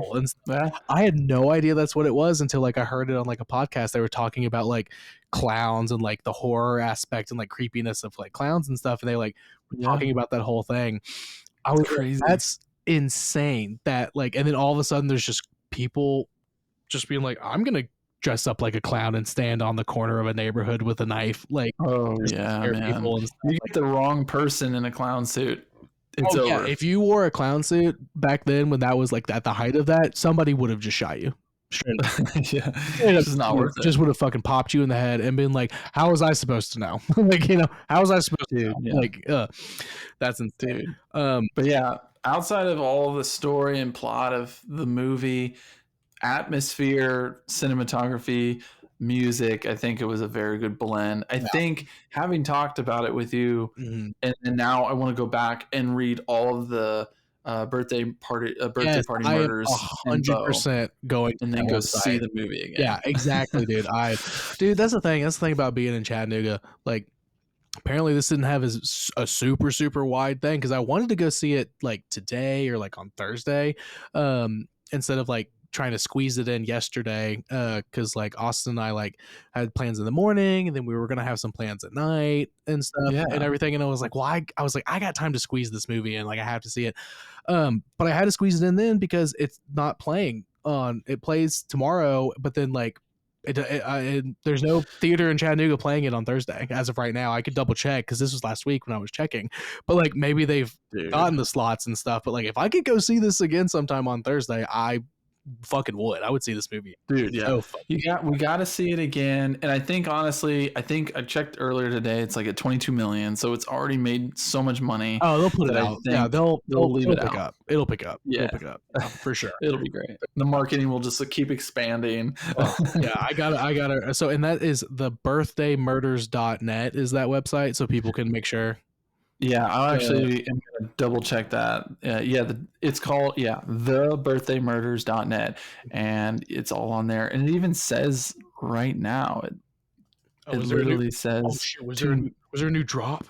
Is there a new drop?" Dude, it's like tune back in Monday, July 15th, which is today. Oh fuck! It's crazy. I'm gonna go to it right now just because I kind of want to see it. The birthday. Yeah, dude, it's crazy. I think they added something toward the bottom where they added a new case. I want to say. Oh fuck! This is. Oh man, this is such a great website for so many reasons. One, it's creepy as fuck, but also because it is such a throwback to shitty true crime and like UFO conspiracy websites from like the early 90s when this movie takes place and stuff. God, yeah, this website looks like shit. Yeah, tune back in Monday, July 15th. That's today. I mean, look at the navigation panel on the website. Exactly, dude. It looks like shit. You got the Applewhite family. Wow, I love it, dude. So I'm a fan of true crime, and stuff. I don't ever go to these websites that have like the actual crime scene photos and stuff, and read about it. I'll watch the documentaries, like the Netflix true crime documentaries, or like HBO. I'll watch it and they'll show them briefly and stuff. But just lingering on these images, knowing that all of this is fake, I'm like, I could read through this website and it would be totally fine. You know what I mean? Exactly. That's totally fine. God, that is such a beautiful website for the time period. There's a contact page. Info at the birthdaymurders.net. Friend of a friend. Oh my God, there's an address you can send stuff to. You can send something to a friend of a friend at 3525 Potts Road, Colfax. What's WA? Is that Washington? That Washington For state? the contact? Yeah, Oh my literally, God, yeah. it's an actual address. 99111. What is WA state? I'm stupid. I'm not good at yeah, it is Washington. Okay. Whew, I'm not that stupid. I'll cut it out. Yeah. I'll cut it out. It was Washington. I guess this So does scary. I guess they do talk about it being like up north. But yeah, there is an address, and because friend of a friend is isn't that one of the things he says to Lee at the very beginning when he meets you? He's like, Yeah, he's like, who are you? And he's like, I'm a friend of a friend. exactly. And like in Dude, my imagination, he's saying a friend of a friend. He's like, I'm a friend of Satan, and Satan's a friend to all of us. wait a It's like minute. what he's going Oh, for. let's stand by for 1 second I'll here. do it. Standing by. Have we not Google mapped this yet? Oh my God, yeah. You got it? I'm pulling it up. I don't think it's real. You don't think it's real? Yeah, ooh. Well, it takes you to Colfax is a real place. it takes you to if you do the whole address, it takes you to the website. It takes you back, but then there's a whole Reddit thing. Yeah, because I'm on Google Maps right now and I see the city of Colfax in Washington, but I don't see this specific address. Apparently, does not exist. Oh wow! So, oh my God, hold up. Okay, so on this Reddit page, God, the marketing for this movie is insane. So there is apparently at the bottom of the website, if you go to the homepage, I guess, or maybe the victims, there is a password protected. Oh my God! So go to the homepage and then scroll all the way down. Ooh, no. They're Don't. password protected. Yeah. Apparently, like all this info that's in here is password protected. You can download this and stuff. You can download it, and people on Reddit have found the password. That's terrifying, dude. And the password is all one word, all lowercase, 9 circles we descend. Which the 9 circles of hell is like that's a reference book that Lee looks at and stuff. And it's like if you like, yeah, because it's like, oh my God, that's so creepy. Because I have it here, and it's like if you try to click on the text files, it's like password and stuff. I am not gonna open that. Because that's super scary to me. It's super sketchy. That's super sketchy to me and scary, but also I know that this is a real thing.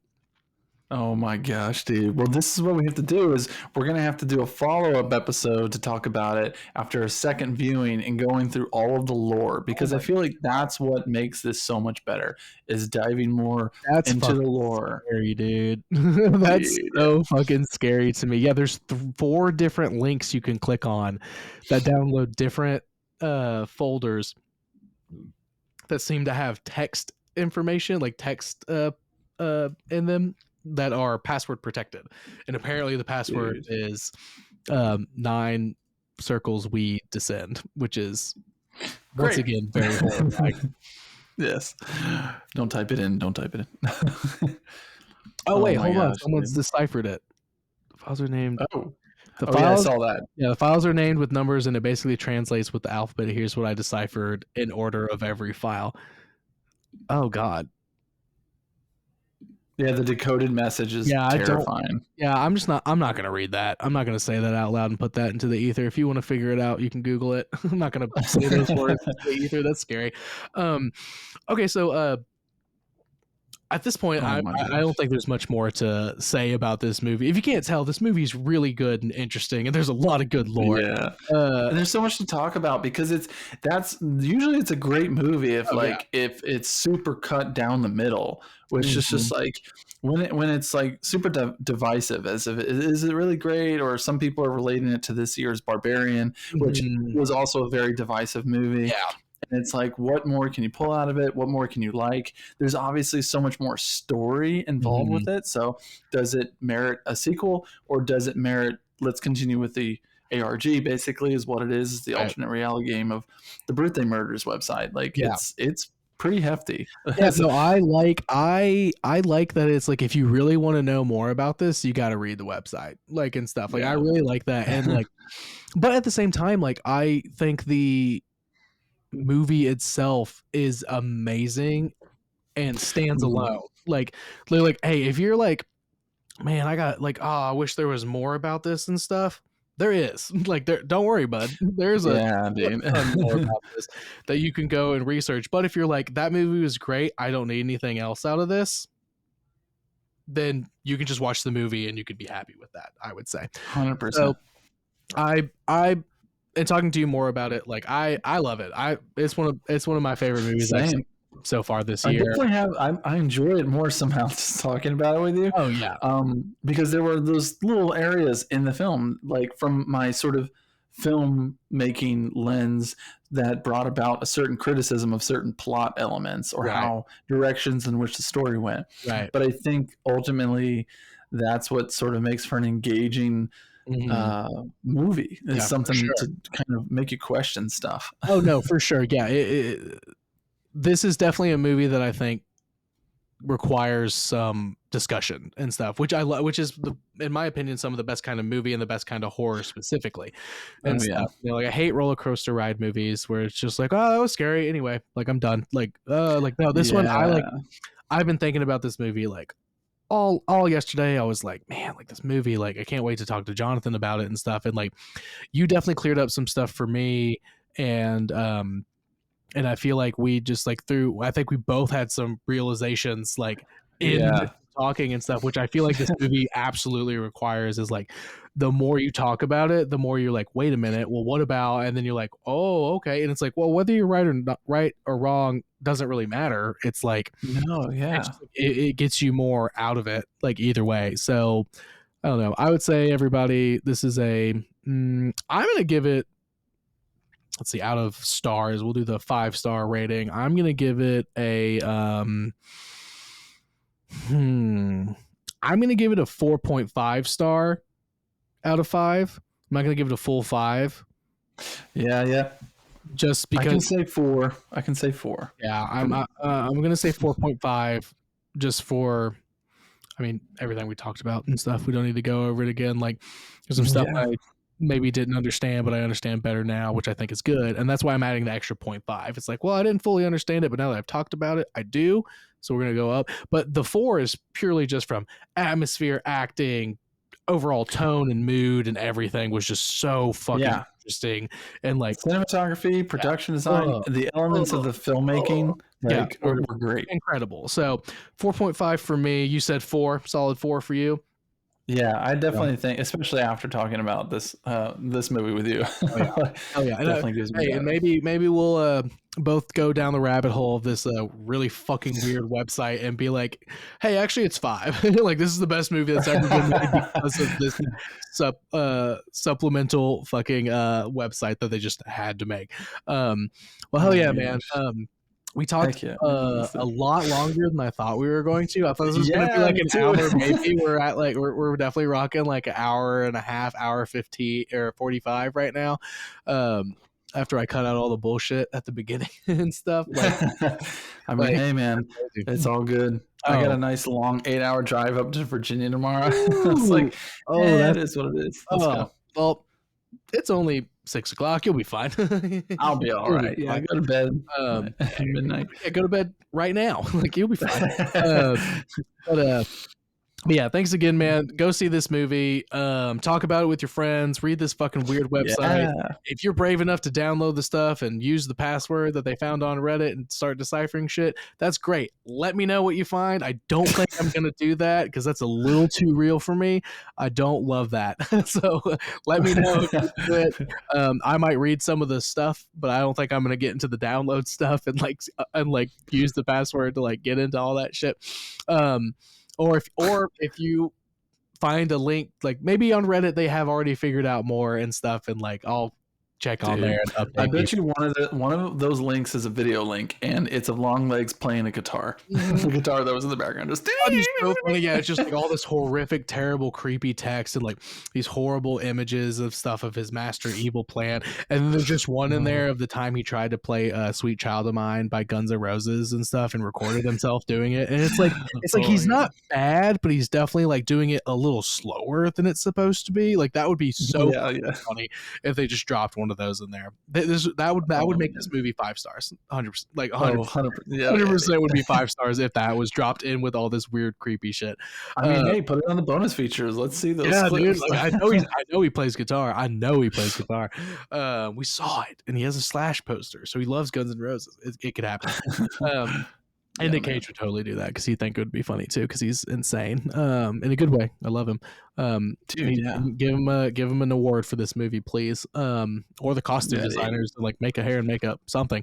But yeah, appreciate you so much, man. Is there anything you want to plug? Like you're going to work on a movie and stuff. Is there anything you want people to pay attention to, like, or anything like what's going on? Like I'm starting to do this like hot ones thing where it's like, what do you got to plug, like kind of thing. Like, promote your stuff. Like hey, like, what do you want to talk about? What's up? I mean, I'm just working in private right now on my own writing, so there's nothing really to announce for my stuff. But I am working on an indie horror film, ironically enough, given the topic of our conversation, that does involve like a bunch of serial killers and wild people.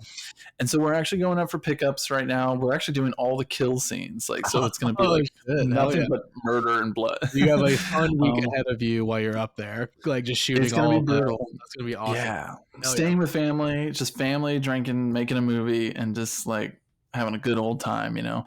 But no, the movie's called Lesions. I think it's coming out next year, 2025. It's directed by my buddy, written and directed, or co-written and directed by my buddy Cody Wilson. Nice. So I'm location managing on the movie, just because the town in which we're filming, which also has a lot of crazy satanic panic, is a place I'm very familiar with, and it's Central Virginia, which Virginia, Tennessee, sort of the South, just has a lot of like dark places to film. Oh yeah, for sure. The South is the Southeast is scary. But hell yeah. All right, so keep an eye out for Lesions. Let me know more stuff about that so I can like post it and like let people know as more stuff comes out about that. Lesions 2025. Your boy Jonathan's working on it, going up to work on those kill scenes this week. That's dope as hell. One last time, thank you so much, man, for talking about this. My favorite movie so far this year. Let's go. I would say, like, don't get me wrong, Dune Part 2 was great, but I think I liked it. This movie's just more fun for me because I just love this kind of movie. But all right, y'all. We'll be back with more Bad Movie Debate. Follow on Insta at Bad Movie Debate, all one word, yada yada yada yada yada. All that shit. All right, peace, y'all. All right.